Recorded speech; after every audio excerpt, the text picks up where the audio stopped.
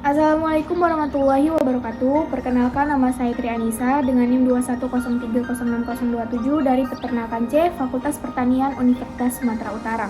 Di sini saya akan mengenalkan pada kalian bagian-bagian tubuh unggas dari praktikum anatomi dan fisiologi ternak yang dibimbing langsung oleh Ibu Tati Vidianasari, SPTMP.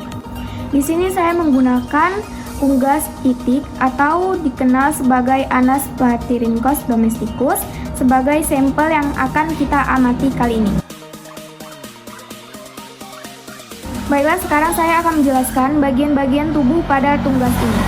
Yang pertama itu ada kaput atau kepala, yang kedua ada kolum atau cervix atau leher, yang ketiga ada truncus atau badan, yang keempat ada ekstremitas anterior atau tangan, yang kelima ada ekstremitas posterior atau kaki, yang terakhir ada caudal atau ekor. Oke, sebelum masuk ke kaput atau kepala, saya akan menjelaskan dulu terlebih dahulu jenis-jenis bulu pada unggas. Yang pertama itu bulu flumae yang terdiri dari beberapa bagian. Yang pertama ada calamus atau bagian yang melekat pada tubuh unggas. Yang kedua ada rachis, yang ketiga adalah vexillum, yang terakhir ada barbule. Bulu flumulae, dia persis seperti bulu flumae namun lebih kecil.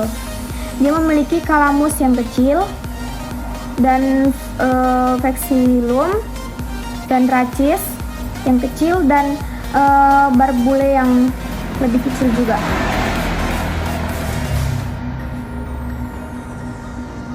Bulu filoplumae, dia disebut mirip dengan pohon beringin kecil. Sekarang kita masuk ke caput atau kepala yang terdiri dari rostrum atau paruh. Paruh ini terdiri dari dua, yaitu maksila dan mandibula, atau rahang atas dan rahang bawah. Paruh bebek berbeda dengan paruh ayam karena paruh bebek memiliki tipe paruh sekop yang berfungsi untuk mencari makanan di dalam lumpur. Yang kedua adalah nares anterior, yaitu lubang hidung. Ketiga ada sclera, tonjolan di lubang hidung. Yang keempat ada organon visus atau mata, dia memiliki sepasang bola mata. Bebek tidak memiliki porus acousticus externus atau lubang telinga dan tidak memiliki jengger pada kepalanya. Berbeda dengan ayam, itik ini memiliki struktur tipis seperti gigi yang dinamakan lamillae.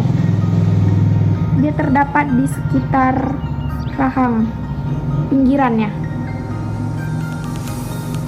Selanjutnya kita masuk ke cervix atau leher, di mana cervix ini menghubungkan caput dengan trunkus. Sekarang kita masuk ke trunkus atau badan. Trunkus tertutupi oleh banyak bulu. Yang pertama yaitu rectrices atau bulu yang menutupi bagian badan. Yang kedua adalah rectrices atau bulu yang ada pada ekor. Yang ketiga ada temiges, bulu yang ada pada sayap. Yang keempat yaitu paracterum, bulu yang menutupi bagian paruh. Yang kelima yaitu alas curiae. Dia terdapat di digiti ekstremitas anterior. Selanjutnya kita akan membahas tentang ekstremitas anterior yang terbagi menjadi 6 bagian, yaitu humerus atau tulang lengan atas. Yang kedua ada radius, tulang pengupil. Yang ketiga ada ulna, tulang hasta. Yang keempat ada ossa carpalia, tulang pergelangan tangan. Yang kelima ada carpometacarpus. Yang keenam ada digiti atau jari. Selanjutnya itu ekstremitas posterior, terbagi menjadi beberapa bagian. Yang pertama yaitu femur atau tulang paha. Yang kedua ada patella, tulang lutut kecil. Yang ketiga ada tibiotarsus. Yang keempat ada fibula. Kelima ada tarsometatarsus. Dia bagian yang menonjol di telapak kaki unggas. Yang keenam ada phalangus atau bisa dibilang jari.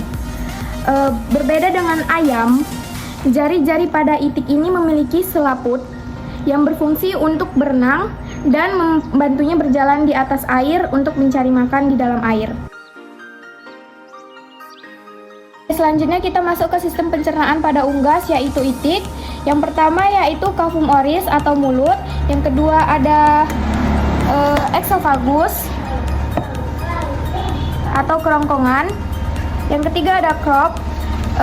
Jenis bebek, angsa atau yang lainnya itu kecuali ayam, dia memiliki crop itu kecil, bahkan hampir tidak terlihat karena dia memiliki namanya leher yang panjang. Lalu masuk ke proventriculus, baru masuk ke ventriculus atau gizzard, berfungsi untuk tempat menghaluskan makanan di sini.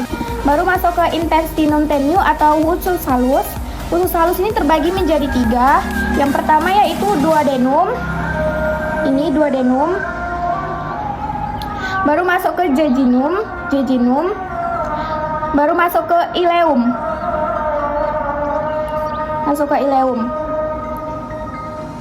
Di antara duodenum ini terdapat pankreas. Lalu ada namanya seka. Lalu ada namanya kolon. Namanya kloaka atau anus. Selanjutnya kita masuk ke sistem pernapasan. Yang pertama ada nares atau hidung. Yang kedua ada ovum oris atau mulut. Yang ketiga ada glotis. Glotis itu yaitu lubang yang ada di antara sebelum laring. Dia ada di antara sebelum laring. Baru tuh ada laring. Selanjutnya ada bronkus. Dan terakhir ada namanya pulmo atau paru-paru. Selanjutnya kita masuk ke sistem urogental. Urogental yang pertama ada ren atau ginjal, 2 buah ginjal. Selanjutnya ada ureter, saluran. Setelah itu ada kloaka. Karena di sini saya menggunakan itik jantan, dia terdapat testis yang berwarna putih ini. Setelah itu ada ductus deferens yang tersambung dengan saluran ureter. Oke, yang terakhir ada sistem syaraf pusat. Yang pertama ada cerebrum. Yang kedua ada cerebellum. Yang ketiga ada medulla oblongata.